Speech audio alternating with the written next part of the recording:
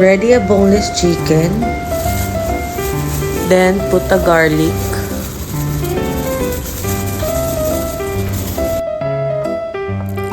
And put pineapple juice.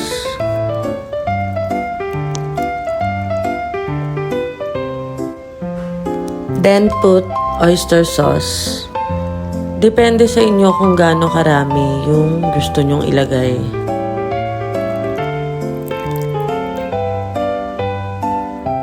Then sugar. Unti lang ilagay kong sugar kasi ayoko nang masyado matamis. Then black ground pepper. Tinansya-tansya ko na lang talaga yung mga ingredients.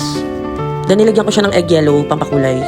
Depende sa inyo kung gusto niyo lagyan ng color. Sa akin kasi I prefer may color para mas mukha siyang masarap.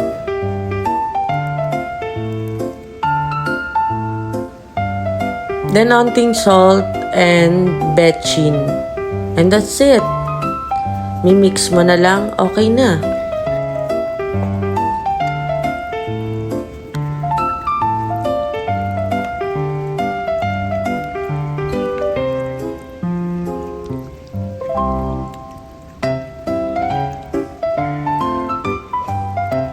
Mas okay kung i-ref nyo muna siya ng 1 day para mas makapit sa chicken yung lasa niya.